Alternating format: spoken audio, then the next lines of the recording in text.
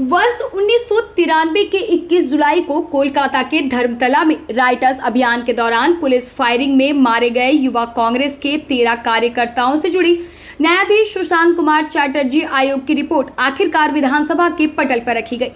मुख्यमंत्री शुभेंदु अधिकारी ने रिपोर्ट पेश करते हुए कहा कि वर्ष 2014 में आयोग ने अपनी जांच पूरी कर रिपोर्ट सरकार को सौंप दी थी, लेकिन पिछले कई वर्षों तक इसे सार्वजनिक नहीं किया गया। उन्होंने आरोप लगाया कि जिन शहीदों के बलिदान को राजनीतिक मुद्दा बनाकर सत्ता हासिल की गई, उन्हीं परिवारों को न्याय और सम्मान से वंचित रखा गया।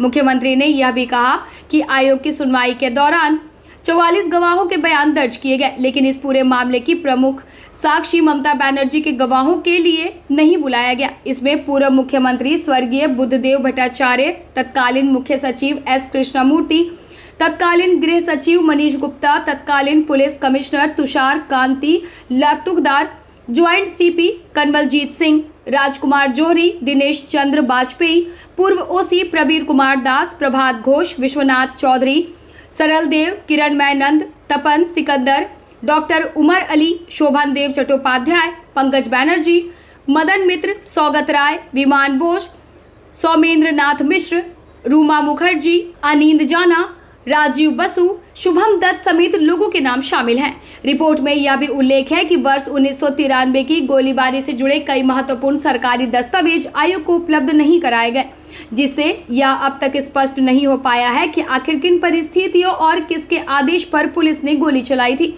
मुख्यमंत्री शुभेंदु अधिकारी ने सदन में बताया कि आयोग ने सभी 12 शहीद परिवारों को 25-25 लाख रुपए तक, घायलों को 5 लाख रुपए मुआवजा देने की सिफारिश की थी, लेकिन पूर्व सरकार ने शहीद परिवारों को केवल 2 लाख रुपए और घायलों को 15,000 रुपए ही दिए थे।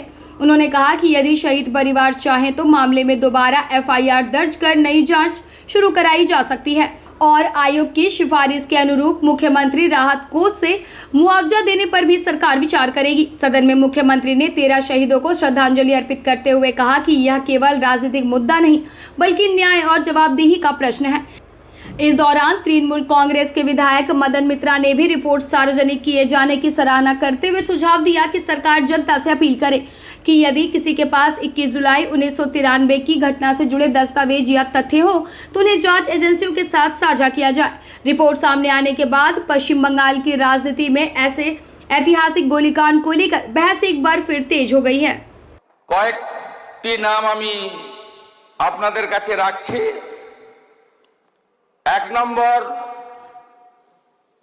लेट बुद्धदेव भट्टाचार्य, प्राक्तन मुख्यमंत्री प्रयात Shri N Krishnamurthy chief secretary दिदेन, श्री मनीष गुप्त होम सेक्रेटारी दिदेन, Tusharkanti Talukdar commissioner of police सब ওই সময়ের, Shri Kanwaljeet Singh joint commissioner of police, Rajkamal Johri joint commissioner police, Shri Dinesh Chandra Bajpai additional CP, Shri Prabir Kumar Das ex OC Hastings, Shri DN Biswas ex DC headquarter, Shri Siddhartha Roy ex DC CD, Shri DK Ghoshal ex sergeant, Shri Kiriti Sengupta ex DC SB, Shri Biman Bose left फ्रंटे जिनी chairman छिलेन, सम्भवत सेई समय सीपीआईएम एर सम्पादक छिलेन, श्री सोमेंद्रनाथ मित्र, श्री प्रदीप भट्टाचार्य, श्री मंजू कुमार मजुमदार, श्री प्रभास घोष, श्री विश्वनाथ चौधरी, श्री सरल देव, श्री किरणमय नंद, श्री तपन सिकदार, डॉक्टर ओमर आली, शोभनदेव चट्टोपाध्याय, पंकज बैनर्जी, मदन मित्र, सौगत राय, रूमा मुखर्जी, रीता मुखर्जी, अनिंद जाना, राजीव बसु, शुभम दत्त, अमित धर इत्यादि मोट 44 जन। सबचेয়ে বড় যিনি সাক্ষী হিসেবে নিজেকে দাবি করেন প্রাক্তন মুখ্যমন্ত্রী মমতা বন্দ্যোপাধ্যায়কে কমিশন ডাকার প্রয়োজন মনে করেনি। হয়তো আলাদা করে বলে দিয়েছিলেন যে আমাকে ডাকবেন না। সবাই উপস্থিত হয়েছেন, কেউ কেউ কোশ্চেন হিয়ারিং এর উত্তরও দিয়েছেন পাঠানো প্রশ্নের। একজন রিফিউজ করেছিলেন যে আমি সাক্ষী দিতে যাব না, তার নাম হলো প্রাক্তন অপোজিশন লিডার 2001 থেকে 2006 প্রয়াত পঙ্কজ ব্যানার্জি। এক, আইন অনুযায়ী প্রয়োজনীয় যথাযথ নির্বাহী তদন্ত এক্সিকিউটিভ ইনকোয়ারি হয়েছিল বলে কমিশন মনে করে না। সম্পূর্ণ নির্বাহী তদন্ত প্রক্রিয়াটি ন্যায্য, যথাযথ, সরল বিশ্বাসে সম্পন্ন হয়েছে বলে প্রতীয়মান হয় না। নির্বাহী তদন্তের রিপোর্ট এবং সংশ্লিষ্ট অন্যান্য রিপোর্টের অনুপস্থিতি বিচার বিভাগীয় পর্যালোচনার আওতার বাইরে চলে গেছে। ফলে পুলিশি গুলিচালনার যথার্থতা প্রমাণিত হয় না।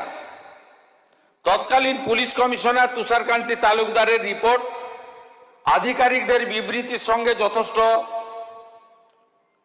অসামঞ্জস্যপূর্ণ। তৎকালীন পুলিশ কমিশনার প্রকাশ্যে অস্বীকার করেছেন, বিতর্কিত করেছেন এবং কার নির্দেশে পুলিশ গুলি চালানো হয়েছিল সেই প্রকৃত তথ্য প্রকাশ করতে অস্বীকার করেছেন। মহাকরণ থেকে সমস্ত প্রাসঙ্গিক নথিপত্র কেন পাওয়া যাচ্ছে না তা গ্রহণযোগ্য বলে মনে করা হয়নি। তখনকার মুখ্যমন্ত্রী কে ছিলেন, যিনি কালকে কালীঘাট তৃণমূলের কর্মসূচিতে হয়তো যাবেন। তিনি তথ্য সরবরাহ করেননি, তিনি একটাও নথি দেননি,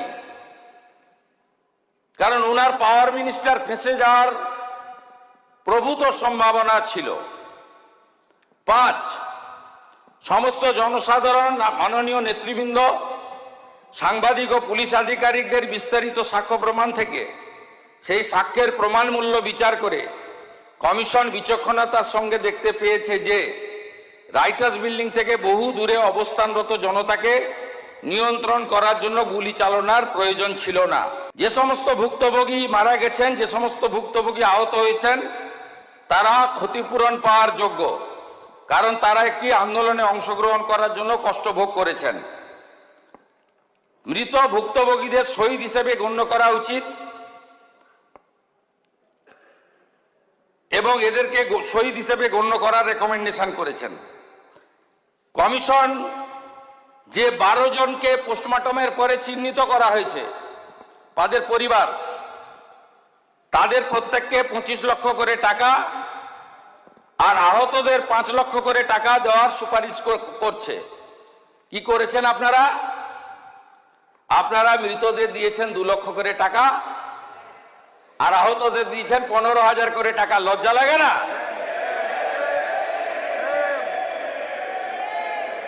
আপনারা নিহতদের দিয়েছেন 2 লক্ষ করে টাকা আর আহতদের দিয়েছেন 15,000 করে টাকা, আর কমিশন বলেছে নিহতদের দিতে 25 লাখ করে টাকা, আহতদের 5 লক্ষ করে টাকা। এরপরেও আপনারা এইসব করেন। আমি এই রিপোর্ট পেশ করে আহত এবং ক্ষতিগ্রস্ত পরিবারকে বলবো, আপনারা যদি ফ্রেশ এফআইআর করতে চান, সে সুযোগ বর্তমান সরকার দেবে। আপনারা যদি কমিশনের সুপারিশ মতো ক্ষতিপূরণ বর্তমান সরকারের কাছে চান, মুখ্যমন্ত্রী রিলিফ ফান্ড থেকে আমি সেই ক্ষতিপূরণ দেব। আর যারা আপনাদেরকে ব্যবহার করে এমপি হলো, এমএলএ হলো, মন্ত্রী হলো, মুখ্যমন্ত্রী হলো, চার্টার ফ্লাইটে চললো, হেলিকপ্টারে আকাশে থাকলো, বাড়ি গাড়ি সম্পত্তি করলো, দুবাই গেল, সিঙ্গাপুর গেল, আমেরিকার হপকন্সে চিকিৎসা করালো,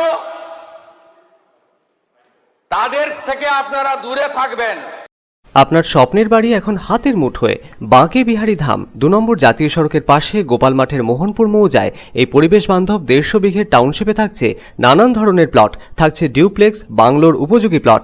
বাঁকে বিহারী ধামের আবাসিকদের জন্য থাকছে jogging area, swimming pool, garden, মন্দির, ক্লাব হাউস, হাসপাতাল, কমার্শিয়াল মার্কেটের মতো অত্যাধুনিক সুযোগ সুবিধে।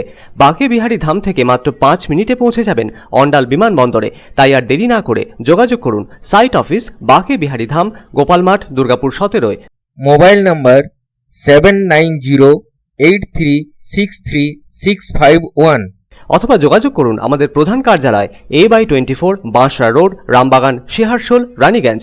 Mobile number 7908363651